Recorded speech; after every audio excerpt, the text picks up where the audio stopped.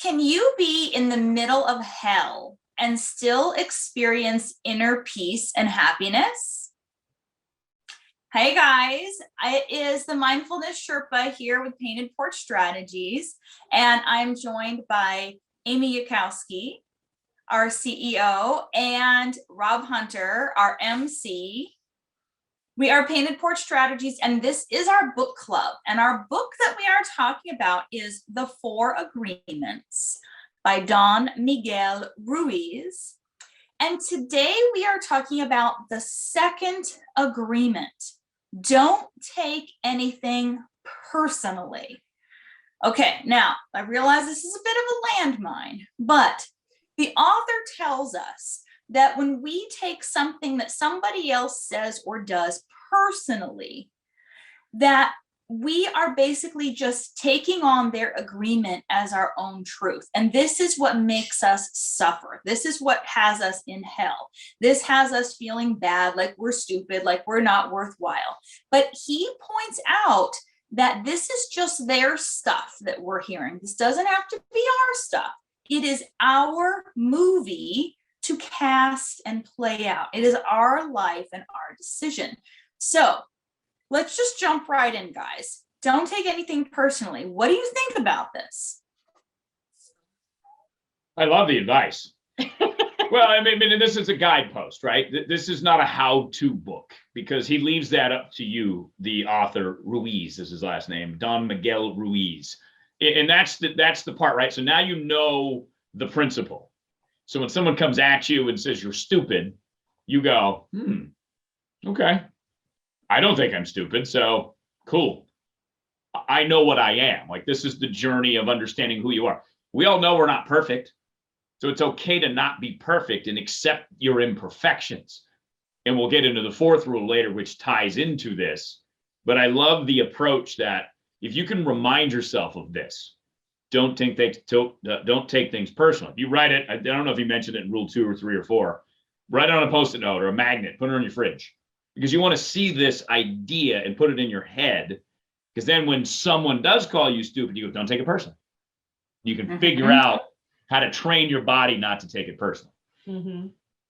I would agree. I think it's definitely easier said than done. But I love the way that he framed it, where he basically says, it's not about you.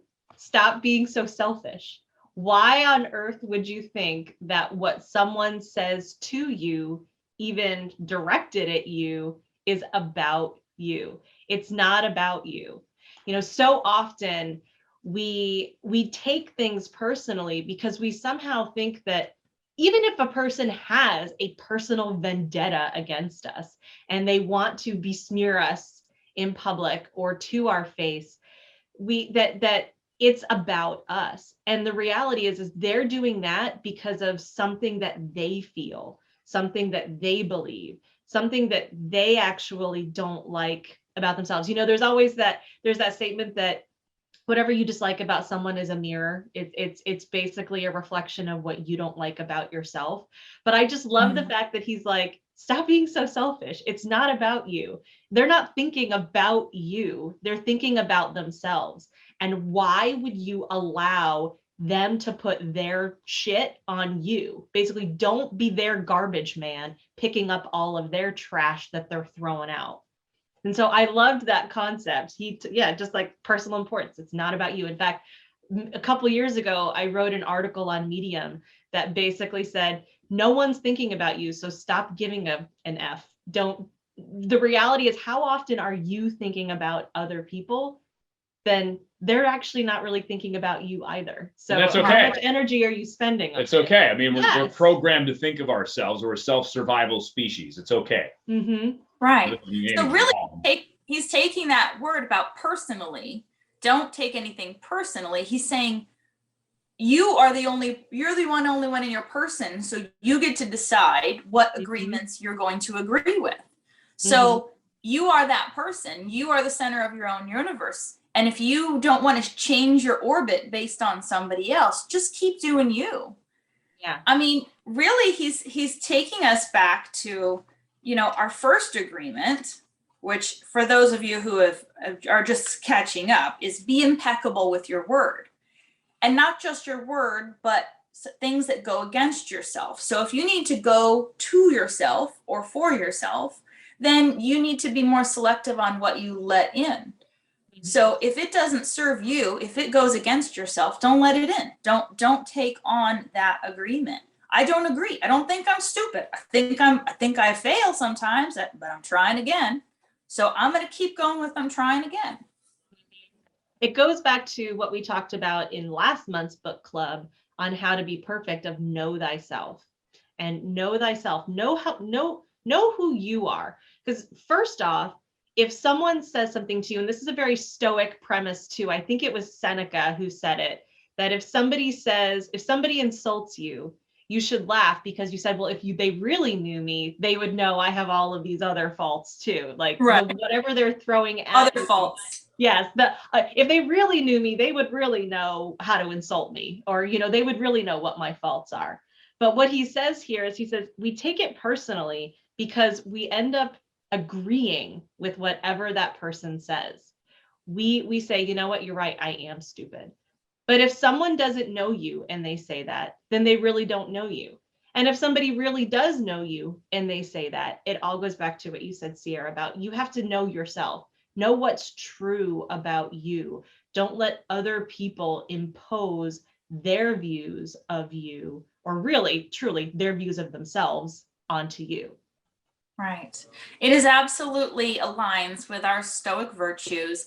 If you're just joining us, you may not know this, but Painted Porch Strategies, we are totally rooted in Stoic values. And this doesn't mean that we never get emotional or cry.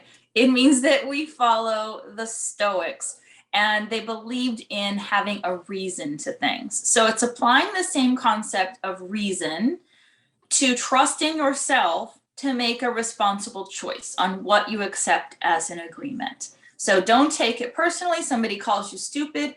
You know you're not stupid. Your past history proves you're not stupid. You screw up sometimes, but you aren't stupid. So you're going to choose to not go along with that agreement. All right, you can call me stupid.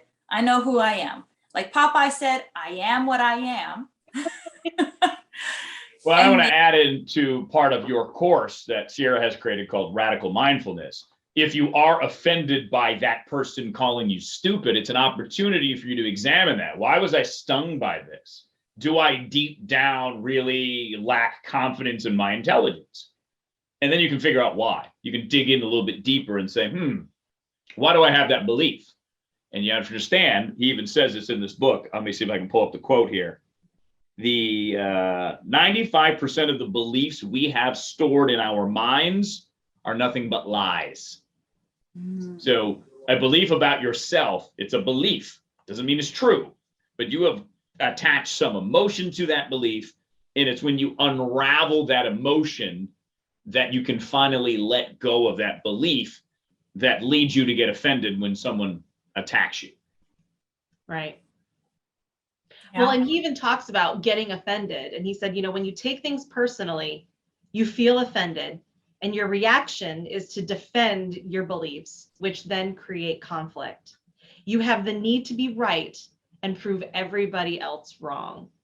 And he said, the reality is that whatever you feel or whatever you do is based on your own agreements. It has absolutely other people's opinions, other people's beliefs have nothing to do with you. Who are you? What are you? And as long as you know you, or you take the time to figure out who you are, then you have a little bit of emotional armor against when people try to throw trash or spew insults in your direction. Yeah. And that's what confidence is, isn't it? Understanding of yourself. Like, we all know we can improve. We all know we can do things better, but that doesn't make us bad people, especially if we're trying to be better all the time. Right. It's knowing who you are and just standing proudly in that power is, this is, and I'm going to be the best version of myself that I can be, because everyone else is already taken. I like that. Is that a Sierra quote, or is that a somebody else quote? I like that. No, somebody else came up with that first. I like it. Well, and then he even flips it too. He talks about, let's say if someone says to you, what you're saying to me is hurting me. And I think this is a very much a Stoic principle as well, but it's not what I might be saying to you that's hurting you. It's how you're choosing to interpret it. I think it's Marcus Aurelius who says, really the harm that is being created is the way you're perceiving it, the way you're choosing to process it. Choose not to be harmed and you won't be harmed. He talks about, even I think Epictetus or Seneca talks about being a rock. So if you throw insults at someone and you behave as a rock, you behave as impenetrable, basically, then the only person who is offended or looks like a fool is the person who's yelling at the rock, not the rock. And in this book, that's what he says, is getting involved in this whole business of, I take it this way, I'm hurt by this, oh, I'm offended by what you said. It's creating what he calls the hell, right? So he says you can be in the middle of all of that, but if you choose to only react in a certain way, only take on what you want to take on, then you can continue to be inner peace and happiness, joyfulness. You're just in your own heaven, even amidst a whole bunch of people telling you you're stupid to your face. So yes, you can, if you can create your own little slice of heaven by not taking anything personally. Trust yourself to make responsible choices. Trust yourself to know who you are. If you can do this, he says, if I can do this, you can do this. If you can do this, you are on a path to inner peace and happiness. So that is our second agreement in the 4 agreements. Stay tuned, where we're going to keep digging deeper into the final 2 agreements. Until next time, for Painted Porch Strategies, peace out.